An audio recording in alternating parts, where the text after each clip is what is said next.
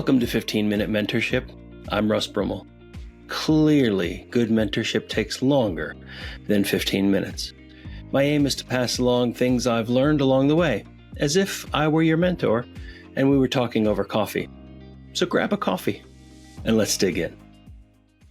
Today, I want to talk about networking, but for introverts. We've talked about relationships in several episodes already, so let's talk about how to begin to form new relationships. And always, please remember, networking is just a buzzword. It means finding new people to add to your network of people who you know and who you trust. Maybe it's better if we just think of it as meeting new people and getting to know them. As an introvert myself, I know firsthand how challenging it can be to put yourself out there and to build new relationships in a personal or professional context. It's easy to feel drained by the idea of constant socializing and small talk. But I hear you saying networking is inauthentic. Networking is downright exhausting. Can't I just email people or maybe ignore them? Well, here's the thing. Networking doesn't have to be inauthentic. It doesn't have to be exhausting.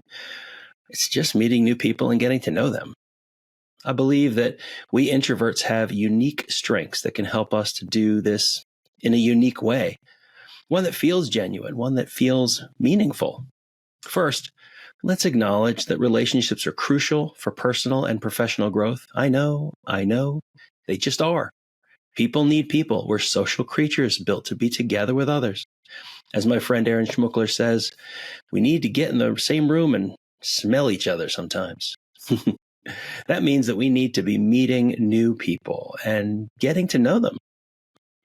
Also, as we've talked about before, the people we surround ourselves with, they can have a profound impact on our development. Mentors in particular can provide invaluable insight. They can open doors to new opportunities. They can offer constructive feedback to help shape and direct our passions. You checked out those episodes already, right? So even when meeting new people and getting to know them, this so-called networking, when it feels uncomfortable, it's worth pushing through that discomfort for the sake of cultivating supportive connections. As an introvert, our superpowers are our ability to listen attentively, to think deeply, and to engage in substantive one-on-one conversations. Lean into those strengths. And if you're an extrovert, the idea of meeting new people and getting to know them, well, it may still seem daunting, and that's okay. It's not as weird as you think it is, I promise. In your imagination, you may see networking as lots of crowded cocktail parties full of strangers, maybe with smoke in the air, and sure, there are some of those. Maybe not so much smoking these days, though. And there are plenty of opportunities to engage with smaller groups, and even one-on-one. Unless you're a mega extrovert, I'd say that rather than trying to work the room at the crowded networking events, maybe you should focus on making a few genuine connections. Maybe social media can be a good place to start, and I know that sounds great if you're an introvert, right? LinkedIn, great professional network. You can easily find local folks who do what you do or who work on something that you're interested in. Reach out to them. Invite them to coffee.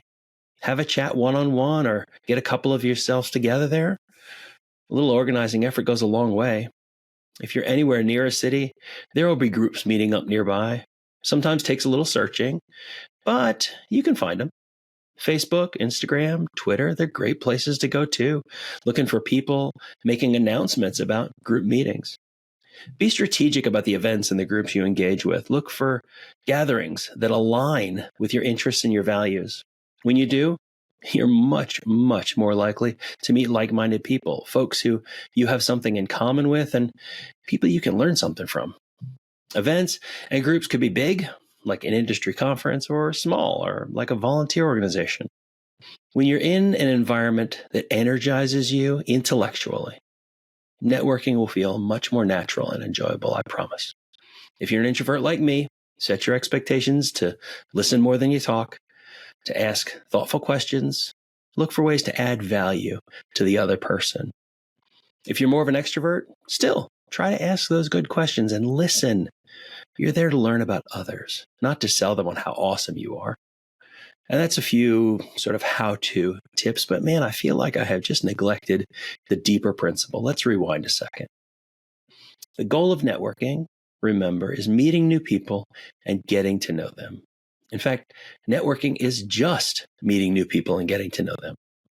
Remember, quality beats quantity when it comes to building a strong network, because a strong network is made up of people you know and you trust. You might envy somebody who seems to know everybody, but their core network is probably just the people they know and trust too. Once you have that core network, you may decide to build a larger network of people you know a bit. Right? That's got value too. But let's start with a core value. The goal of networking is meeting new people and getting to know them. Building authentic relationships. Letting people get to know you too. Learning about them. That's the core of the principle. The goal of networking is meeting new people and getting to know them. Now, Jesus himself was a master at building deep, authentic relationships. He took the time to engage with people one-on-one, listening to their stories, showing genuine care for their well-being. He built a tight-knit community of disciples, but also reached out to those on the margins of society. One story about Jesus that comes to mind is from the Gospel of Luke. It's in the 5th chapter. It's the story of how Jesus called his first disciples, including Simon Peter. Now, Jesus was teaching by a lake, and he saw a couple of boats left by fishermen who were off washing their nets. He got into one of the boats, and it happened to be Simon's. And he asked him, "Hey, can you put out a little bit from the shore?" And Jesus sat down on the boat and taught the people. Now, maybe that's an advanced technique, but stick with me here for a second. When he finished speaking, Jesus said to Simon, "Hey, put out into deep water. Put down your nets. You'll get a good catch." Simon said, "Dude, seriously? We worked all night. We got next to nothing, but because you say so, I'll do it." You probably guessed the next bit. Lots and lots of fish, of course. Simon realized Jesus was somebody really special, a miracle worker. And he was like, "Go away. I am not worthy of somebody like you." But Jesus says to him, "Don't be afraid. From now on, I'll show you how to fish for people." And the guys got up and followed Jesus. They knew right away that they could trust him. I love this story because it shows how Jesus built relationships through service by showing others what was unique about him. Simon and his friends got a huge reward, obviously, for loaning a guy a boat as a speaking platform. But the miracle inspired Simon and his fishing partners to leave it all and to follow Jesus. And that example reminds us that authentic networking, authentic community building, is not about what others can do for us, but what we can offer them. By leading with generosity and showcasing our unique gifts, we can attract others to our mission. We can build a community of supporters. So as you think about networking in your own life, consider how you can follow Jesus's model. Look for opportunities to serve others, to share your talents, to inspire people. You never know who might jump in the boat with you and join you on the journey. I know. Jesus seems pretty extroverted. How am I supposed to do that? I'm an introvert. Well, we can follow his example by being intentional about leading with giving, right? Maybe your first step is just buying somebody coffee. I know. Networking can be intimidating. Maybe a few practical tips. First things first. Always remember what networking actually is. At its core, networking is about building relationships. The goal of networking is meeting new people and getting to know them, plain and simple. It's not just about exchanging business cards or LinkedIn connections. No. It's about creating meaningful connections with people. Period. In reality, it's the depth of your network that matters most. So, how do we build those meaningful connections? As promised, here come the tips. Grab a pen and paper. Here goes. Tip number 1, be genuinely interested. When you meet somebody new, focus on getting to know them as a human being. Ask questions about their career, their interests, their challenges, their family. Listen actively. Show that you care about what they have to say. Remember, people appreciate it when you take an interest in them beyond just what they can do for you. Number 2, provide value. Networking is a two-way street. Think about how you can help the people you meet. Maybe be like Jesus. Maybe you can buy a coffee. You can offer advice, share resources, introduce them to somebody in your network. Ask yourself, how can I fill their nets? Provide value without expecting anything in return. Full stop. Number 3, follow up, stay in touch. After you meet somebody, send a follow-up message to thank them for their time. Maybe mention something specific you discussed, like actual pen on paper is best. I mean, texting is okay, but how much do you really remember the text you got yesterday?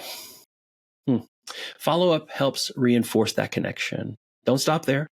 Make an effort to stay in touch. Regularly, all the time, share interesting articles, maybe congratulate them on achievements, or just check in to see how they're doing. Number 4, leverage the online platforms. I mentioned them earlier. LinkedIn, powerful tool for professional networking. Make sure your profile's up to date, please. Connect with people you've met in person. You can engage with their content there. Facebook, Instagram, Twitter, the other socials, they are cool too. There's niche apps as well for everything, like from hunters like Go Wild to astronomers to really any niche you can think of. A little searching, asking around, that'll connect you to the relevant groups. Participate in those discussions. Give first. Number 5. This one maybe is more than a tip. It's a principle that we're going to talk about more in our next episode. Be authentic. Be yourself. Let your personality shine through. Authenticity is key to building genuine relationships. Real people connect with real people. If the goal of networking is to meet new people and to get to know them, well, the only way to do it is by being your authentic self. What do we learn today? The goal of networking is meeting new people and getting to know them, plain and simple. And introverts can be great at it too. I've learned a ton over the years, and it's still not easy for me, but we can do it. Lead with giving. Be genuinely interested in others. Provide value. Follow up. Stay in touch, and above all, be authentic. Networking doesn't have to be daunting. By focusing on building meaningful relationships and on being yourself, you can create a strong and supportive network. And that network can be used to help others succeed and can be a source of success for you too. I'll leave you with a saying attributed to Solomon, an ancient king in Southwest Asia. By yourself, you're unprotected. With a friend, you can face the worst. Can you round up a third? A 3-stranded rope isn't easily snapped. That's it for today's episode of 15-Minute Mentorship. Thanks for tuning in and for giving your precious attention to me. If you've enjoyed this episode in your podcast player or on YouTube or wherever you found us, please subscribe, leave a review, share it with your friends, your colleagues. Invite someone out for coffee and tell them about it as you get to know them. Tell your barista too. Post about us on social media. Encourage others to come along this journey with us. Feel free to find me on the socials. Just spell out Russ Broomell, all one word, or go to 15mentor.com and there you go. I'm pretty easy to find. I'd be honored to have you share your thoughts, your suggestions for future episodes. Go to 15mentor.com. You'll find plenty of ways to do exactly that. Thank you for sharing this time with me. I'll see you next time.